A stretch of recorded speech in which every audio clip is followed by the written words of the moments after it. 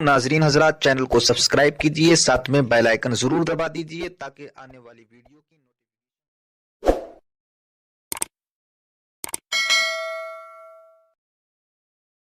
تو مصطفیٰ کریم صلی اللہ علیہ وسلم کی بارگاہ میں صحابہ نے عرض کیا، یا رسول اللہ، ان کی تو اتنی عمریں تھی، ہمارے پاس تو اتنی عمر نہیں۔ امت محمدیہ کی عمر طبعی طور پر 60 اور 65 سال ہے۔ میرے آقا، ہمارا کیا ہوگا؟ بس سوال کرنے والے کون ہیں؟ اللہ کے حبیب صلی اللہ علیہ وسلم کے صحابہ۔ سوال کرنے والی وہ مخلوق ہے کہ انبیاء کے بعد ان سے بہتر کوئی ہو نہیں سکتا، اور جواب دینے والے مصطفیٰ جان رحمت صلی اللہ علیہ وسلم مجیب، یعنی جواب دینے والی ذات وہ ہے کہ زبان ان کی ہے اور کلام خداوند قدوس کا ہے۔ ہر انسان سے سوال کیا جاتا ہے، ہر انسان سے سوال ہوتا ہے، لیکن دنیا میں کوئی پیدا نہیں ہوا کہ جو سوال کے جواب میں لاجواب نہ ہو جائے۔ اور جب انسان سوال کے جواب میں لاجواب ہوتا ہے تو جب چہرہ اٹھتا ہے، جب گردن اٹھتی ہے، تو انسان کے چہرے پر شرمندگی کے آثار ہوتے ہیں۔ لیکن قربان جائیں، سوال کرنے والے صدیق و فاروق ہے، عثمان و علی ہے، سعد و سعید ہے، طلحہ و زبیر ہے۔ مصطفیٰ کریم سے سوال کیا، یا رسول اللہ، اللہ نے ان کو اتنی طویل عمر عطا کی اور ہمیں اتنی قلیل عمر عطا کی، یا رسول اللہ ہمارا کیا؟ یعنی ان کو کسی کو 1000 سال کی عمر، کسی کو 500 سال کی عمر، کسی کو 700 سال کی عمر۔ تو ظاہر سی بات ہے، 700 سال والا عبادت جو لے کر آئے گا، 70 سال والے کے پاس وہ عبادت تو نہ ہوگی۔ 1000 سال والا جو عبادت لے کر آئے گا تو 50 سال والے کے پاس وہ عبادت نہ ہوگی۔ حضور کی امت خیر امت ہے، جس کے سر پر خیر امت کا تاج ہے، جسے یا ایھا الذین آمنو کا لقب عطا کیا گیا، جس کو اللہ نے 5 نمازی عطا کی، جس کو اللہ نے ماہ رمضان عطا کیا، جس کو اللہ نے سورۃ الفاتحہ عطا کیا، جس کو اللہ نے بسم اللہ الرحمن الرحیم عطا کیا۔ کسی نبی کی امت کو اللہ نے نوح دیا، کسی کو موسیٰ دیا، کسی کو ابراہیم دیا، کسی کو زکریا دیا، کسی کو یحییٰ دیا، لیکن امت محمدیہ کو اپنا محبوب عطا فرمایا۔ صحابہ نے عرض کیا، یا رسول اللہ ہماری عمریں کم، ان کی عمریں زیادہ۔ یہ سوال ایسا تھا، آمنہ کے لال کی گردن جھک گئی، آمنہ کے لال کی گردن جھک گئی۔ منکرین فضائل رسالت کو موقع مل گیا، دیکھو نبی نے گردن جھکا لی، لیکن انہیں پتا نہیں کہ نبی کی گردن کیسی عظیم گردن ہے۔ جب اٹھتی ہے تو قبلہ بدلتا ہے، نبی کی گردن جب اٹھتی ہے تو قبلہ بدلتا ہے، اور جب جھکتی ہے تو سورہ قدر نازل ہو جاتا ہے۔ ان کی گردن جھکے تو قبلہ بدل دے، ان کی گردن اٹھے تو قبلہ بدل دے، ان کی گردن جھکے تو صحابہ کی تقدیر بدل جائے، امت کی تقدیر بدل جائے۔ 70 سال کی عمر پانے والے سینکڑوں سال کی عمر پانے والوں سے آگے نکل جائے۔ آمنہ کے لال نے گردن جھکا لی۔ اللہ نے فرمایا، جبریل میرا محبوب گردن کیوں جھکاتا ہے؟ لوگ کہتے ہیں اگر حضور نے معراج کی شب پوچھا، جبریل یہ کیا ہے، تو کہتے ہیں حضور کو معلوم ہوتا تو پوچھتے کیوں؟ اب یہاں کوئی کہے کہ اللہ کو معلوم ہوتا تو پوچھتا کیوں؟ اللہ کی شان ہے عالم الغیب والشہادہ، لیکن وہ جبریل سے پوچھتے محبوب گردن کیوں جھکاتا ہے؟ اور حیرت کی بات یہ ہے، حیرت کی بات یہ، سدرہ پہ رہنے والا جبریل اللہ کو عرض کرتا ہے، مولا محبوب نے گردن اس لیے جھکائی کہ امت کی کم عمری یاد آ گئی۔ جبریل کو معلوم ہے اور اللہ پوچھ رہا ہے۔ اللہ نے کیوں پوچھا؟ اس لیے کہ پوچھنے میں حکمت تھی۔ اللہ نہ پوچھتا تو لوگوں کو پتا کیسے چلتا کہ محبوب کا گردن جھکانا کیوں ہے؟ اور محبوب کی گردن جھکی تو اللہ کی رحمت کی بے قرار، اللہ کی رحمت کی بے قراری، اللہ تبارک و تعالیٰ کی رحمت ہر بے قرار دل کا قرار ہے۔ حضور کی گردن جھکتی ہے تو خدا کی رحمت، اللہ اکبر۔ اللہ نے فرمایا، جبریل محبوب گردن کیوں جھکا؟ عرض کی، مولا تیرے حبیب کو امت کی کم عمری یاد آ گئی۔ ارشاد ہوتا ہے، پھر جبریل سدرہ پہ رکنا کیسا؟ جب محبوب کو کہہ کر سنا دے، خیر من الف شہر، حبیب حبیب تیری امت کو ایک رات ایسی عطا کر دیتے ہیں کہ جو 1000 مہینوں سے افضل ہے. 1000 مہینوں سے افضل, 1000 مہینوں کے برابر نہیں, 1000 مہینوں سے افضل ہے. صاحب روح البیان لکھتے ہیں کہ یہ اس سورہ مبارکہ کو سورۃ القدر کہتے ہیں. قدر کہتے ہیں تنگ ہو جانے والی رات. لیلۃ القدر یعنی تنگ ہو جانے والی رات, مختصر ہو جانے والی رات, شارٹ ہو جانے والی رات. اس کو سورۃ القدر کہنے کی وجہ کیا, اس کو لیلۃ القدر کہنے کی وجہ کیا ہے؟ تو فرمایا گیا اس رات اتنے فرشتے زمین پہ نازل ہوتے ہیں, اتنے فرشتے زمین پہ نازل ہوتے ہیں کہ اللہ اکبر, اللہ کی زمین تنگ ہو جاتی ہے. اور صرف فرشتے ہی نہیں آتے بلکہ فرشتوں کا سردار جبریل امین بھی آتے ہیں. اور صرف ایک رات آتے ہیں, ایک رات, صرف ایک رات. لیکن یہاں میں بڑی معذرت کے ساتھ ایک بات عرض کرنا چاہتا ہوں لیلۃ القدر کے حوالے سے بات کرتے ہوئے, کیونکہ محفل تو ہو چکی ہے. بہت مختصر سی باتیں کر کے گفتگو کو ختم کرنا ہے اور پھر انشاءاللہ تعالی دعا بھی کرنی ہے. یہ لیلۃ القدر میں فرشتے کیوں آتے ہیں اور جبریل امین؟ اس لیے کہ بظاہر زمین سے بہت افضل تو سدرۃ المنتہا ہے. پھر جبریل امین ہر سال آتے ہیں اور لیلۃ القدر میں آتے ہیں. اور کیوں آتے ہیں؟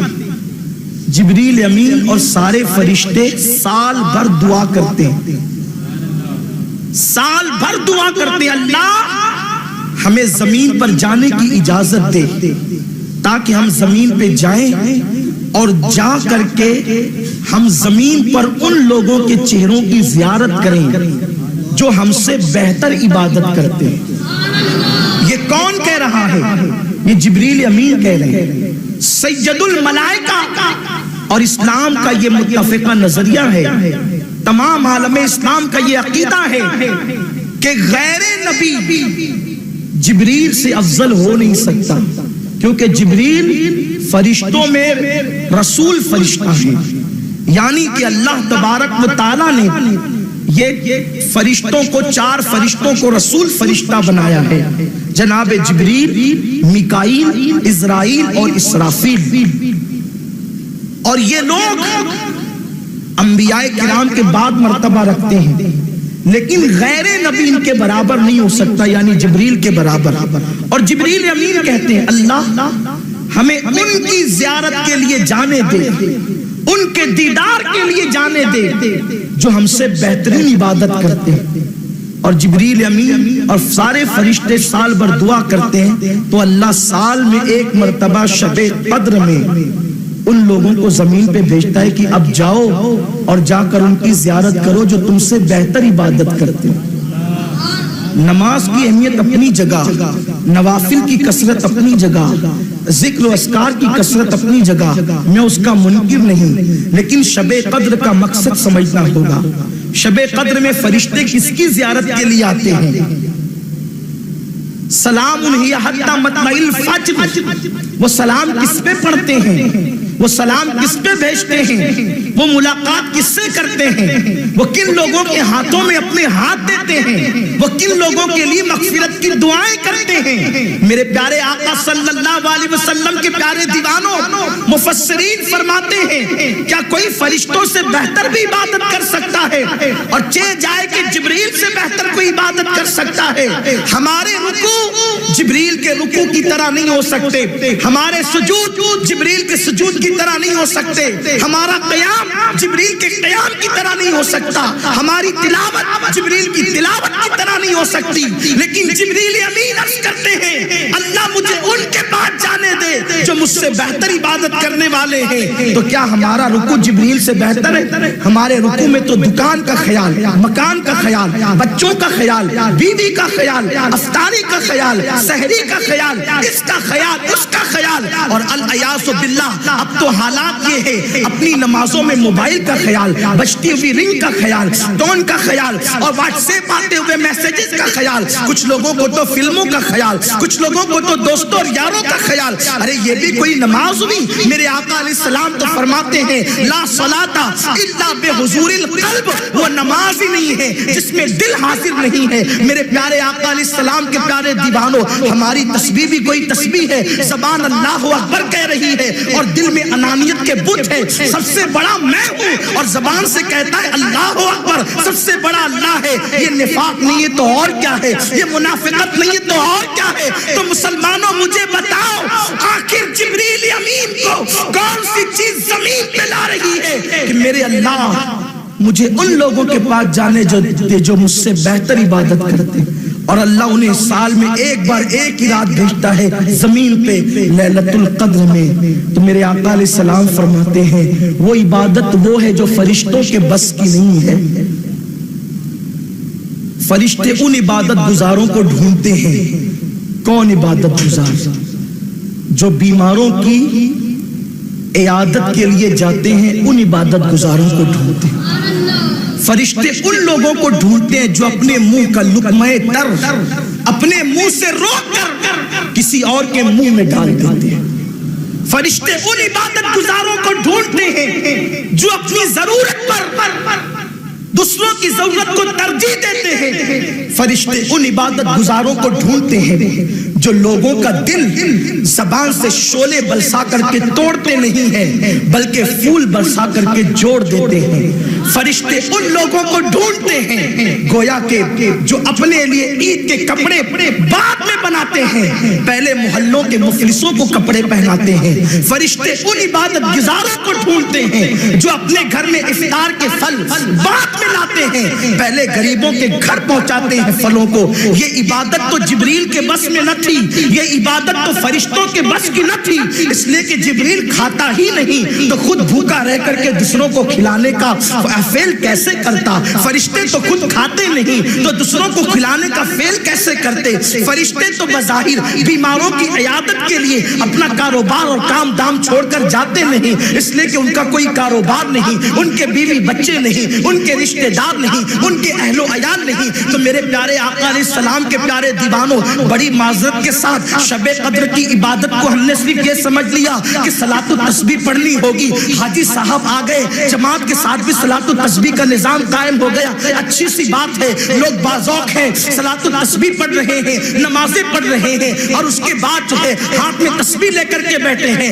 قرآن مقدس ہاتھ میں لے کر بیٹھے ہیں۔ لیکن پوچھو اس قرآن پڑھنے والے سے کہ تو جو تلاوت قرآن پڑھ رہا ہے، جو تو تلاوت قرآن کر رہا ہے، جبریل تجھ پہ سلام کیسے بھیجے گا؟ فرشتے تیرے لیے دعائیں مغفرت کیسے کریں گے؟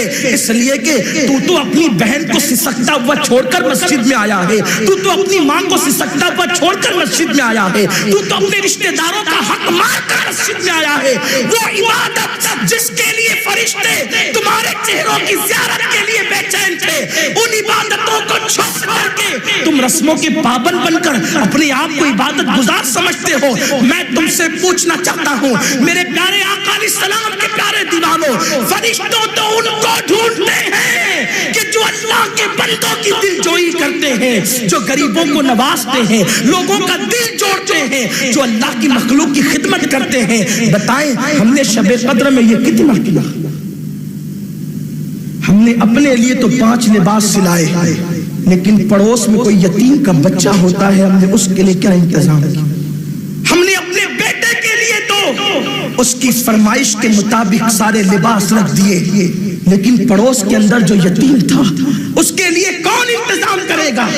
ہم نے اپنی بیوی کے لیے تو درجنوں لباس کا انتظام کر دیا، لیکن اللہ اکبر، پڑوس میں جو بیوہ بستی ہے جس کے سر پر شوہر کا سایہ نہیں، اس کے لیے انتظام کون کرے گا؟